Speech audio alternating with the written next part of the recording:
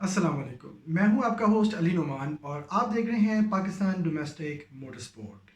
पिछले कुछ दिनों में पाकिस्तान ऑटोमोबाइल इंडस्ट्री के हवाले से कुछ अहम न्यूज़ आई हैं। सो आज की हमारी डिस्कशन इन्हीं न्यूज़ के हवाले से होगी। So let's start. जैसा कि आपको पता है कि 12 जून को साल 2020-21 के फिस्कल ईयर के लिए बजट पेश किया गया है। तो सबसे पहले हम इस बजट के हवाले से बात कर लेते हैं और ऑटोमोबाइल इंडस्ट्री के हवाले से इसमें क्या न्यूज़ है उस पर बात कर लेते हैं। तो पाकिस्तान का जो मजमूई बजट इस दफ़ा पेश किया गया है वो 72 खरब 95 अरब रुपए का है, यानी कि 7.295 ट्रिलियन रुपीज़। और जो टोटल फिस्कल डेफिसिट है वो 31 खरब 95 अरब रुपए का है, यानी कि 3.195 ट्रिलियन। इस दफ़ा का जो बजट दिया गया है ये परमानेंट बजट नहीं होगा मेरे ख्याल में। इसको रोलिंग बजट या कॉन्टीन्यूस बजट के तौर पे देखा जाए तो ज़्यादा मुनासिब है। अब ये कॉन्टीन्यूस बजट क्या होता है? इसके अंदर हर महीने के अंदर आप रिविज़िट करते हैं अपनी पॉलिसीज़ को और दोबारा देखते हैं कि क्या चेंजेस इसके अंदर करनी पड़ेंगी, क्योंकि हालात हमारे इसी तरह अनस्टेबल है, हम क्राइसिस सिचुएशन से गुजर रहे हैं। तो इस दफ़ा का जो बजट होगा वो इसी तरह ही चलेगा। इस बजट की जो खुशाइन बात है वो ये है कि इसमें कोई नया टैक्स नहीं लगाया गया, लेकिन हटाया भी नहीं गया। होगा क्या कि अब टैक्स को मैनेज किया जाएगा। और इसमें एक और बात भी कही गई है कि जो टैक्स है उसको 10 खरब रुपया हाइक दी जाएगी। तो अब ये मैनेजमेंट टैक्स की किस तरह होती है ये हमें आने वाले दिन बताएंगे। इस दफ़ा के बजट में फाइनेंस सप्लीमेंट्री बिल के मुताबिक फेडरल एक्साइज ड्यूटी की 3 स्लैब्स बना दी गई हैं, जिसमें जो पहली स्लैब है वो 100 सीसी से 1001 सीसी तक जो है वो 2.5%, 1001 से 2000 सीसी तक जो है वो 5%, और 2001 सीसी से ऊपर जितनी भी गाड़ियाँ होंगी उसके ऊपर 7.5% फेडरल एक्साइज ड्यूटी जो है वो वसूल की जाएगी। अब इसका मतलब ये है कि जितनी भी पाकिस्तान में लोकल में डबल कैबन्स हैं उनकी कीमत में 7.5% जो है वो इजाफा हो जाएगा। अब इसके अंदर टोयोटा की रिवो जी, रिवो वी और आई सुजुकी डी मैक्स जो है वो शामिल हैं। अगर हम इम्पोर्टेड डबल केबन्स की बात करें तो इम्पोर्टेड डबल केबन्स के ऊपर 25% FED जो है वो लगने जा रहा है। इसका मतलब ये हुआ कि अगर कोई इम्पोर्टेड डबल केबन की कीमत 10 मिलियन रुपीज़ है तो अब उसकी कीमत 12.5 मिलियन रुपीज़ हो जाएगी। और बहुत सारे लोग जो है वो चाइना से डबल केबन्स इंपोर्ट कर रहे थे, तो उनको अब ये एक्स्ट्रा कॉस्ट बेयर करनी पड़ेगी। अब हम जो लोकल डबल केबन्स हैं उनकी प्राइस इंक्रीज़ की बात कर लेते हैं। तो इसमें सबसे पहले जो टोयोटा का रिवोजी ऑटोमेटिक 2.8 मॉडल है उसकी कीमत 5.9 मिलियन रुपीज़ से 6.34 मिलियन रुपीज़ पे चली गई है। और अगर हम रिवो वी ऑटोमेटिक 2.8 की बात करें तो उसकी कीमत 6.6 मिलियन रुपीज़ से 7.04 मिलियन रुपीज़ पे स्विच कर गई है। अब बात करते हैं आई सुजुकी डी मैक्स की। इसमें जो हाईलैंडर 4x4 मॉडल है वो 5.3 मिलियन रुपीज़ से 5.7 मिलियन रुपीज़ पे चला गया है, और जो वी क्रॉस 3.0 है वो 5.8 मिलियन से 6.24 मिलियन रुपीज़ पे चला गया है। और ये मैं आपको बताता चलूँ ये सारी एक्स फैक्ट्री प्राइसेस हैं आफ्टर 7.5% FED इंक्रीज़। पाकिस्तान की ऑटोमोबाइल इंडस्ट्री के लिए एक बड़ी ज़बरदस्त खबर है कि पाकिस्तानी ऑटो पार्ट मैन्युफैक्चरर ऑविट्रॉनिक्स ने इंटरनेशनल टोयोटा सप्लाई चेन का हिस्सा बन गई है। यानी ऑविट्रॉनिक जो है वो टोयोटा वियतनाम के लिए एब्जॉर्बर FR बम्पर्स जो है वो तैयार कर रही है और उन्हें एक्सपोर्ट करेगी। इसमें सबसे अच्छी बात यह है कि पाकिस्तान की जो ऑटोमोबाइल इंडस्ट्री है उसको इंटरनेशनल मार्केट्स में एक्सेस मिल गई है, और अब पाकिस्तान की ऑटोमोबाइल इंडस्ट्री एक्सपोर्ट करके पाकिस्तान के लिए एक ज़र मुबादला के ज़ख़ीरे के अंदर इजाफा कर सकती है।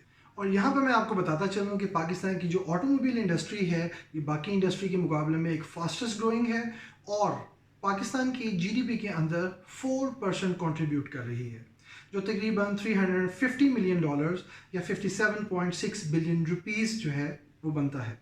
अब हम चलते हैं आज की तीसरी न्यूज़ की तरफ। तीसरी न्यूज़ जो है वो ऑयल प्राइसेस के हवाले से है। पेट्रोलियम डिवीजन ने ऑयल की प्राइसिंग के हवाले से एक बड़ा अहम फैसला किया है, और OMCs को इसके बारे में आगाह भी कर दिया है कि जो ऑयल की प्राइस होगी वो पिछले महीने की प्लैट्स ऑयल ग्राम के ऊपर बेस करेगी, और जो पाकिस्तान स्टेट ऑयल की इंपोर्ट कॉस्ट है उसके ऊपर पेट्रोलियम की कीमत का तयन नहीं किया जाएगा।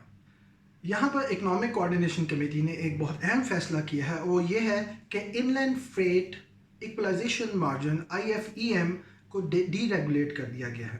IFEM ایک ایسا میکنزم ہے جس کے تحت پورے ملک میں پیٹرولیم کی قیمتوں کو، پیٹرولیم پروڈکٹس کی قیمتوں کو ریگولیٹ کیا جاتا ہے. جیسے کہ آپ کو پتہ ہے کہ مختلف سٹیز جو ہیں وہاں تک آئل ریفائنریز سے پیٹرول پروڈکٹس پہنچانے کے لیے ٹریولنگ کاسٹ بیئر کرنی پڑتی ہے.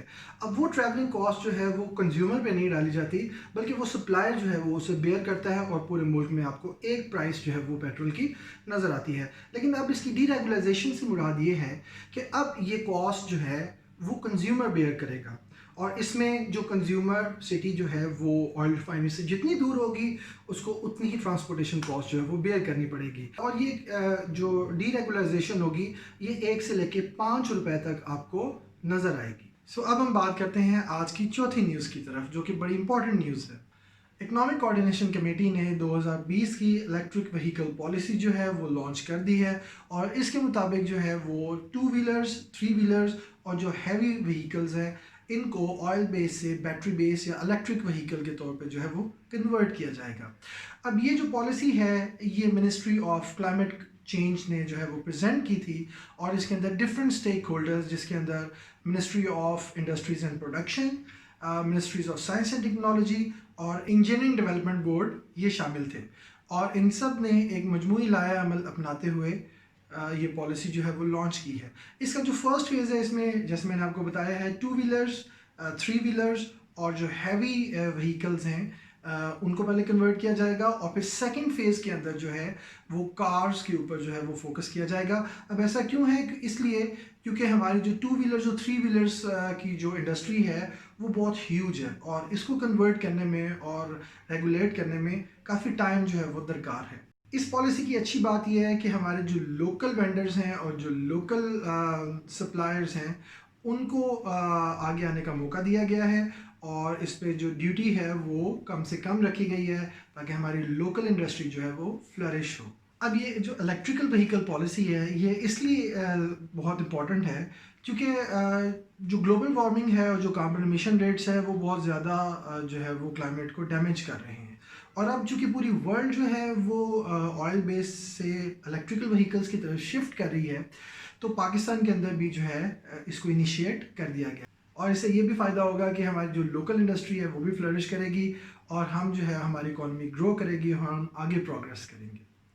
آج کی 5ویں نیوز بڑی امپورٹنٹ ہے، وہ یہ ہے کہ اگر آپ کو کارز کے بہترین ریویوز چاہیے اور آپ کو پاکستان کی آٹو موبائل انڈسٹری کے بارے میں اپڈیٹ رہنا ہے تو آپ PKD موٹر سپورٹس کو ضرور سبسکرائب کریں. میں ہوں آپ کا ہوسٹ علی نعمان گیلانی، آپ دیکھ رہے ہیں پاکستان ڈومیسٹک سپورٹ، اور انشاءاللہ نیکسٹ ویڈیو میں آپ سے ملاقات ہوگی. انٹل دین اللہ حافظ.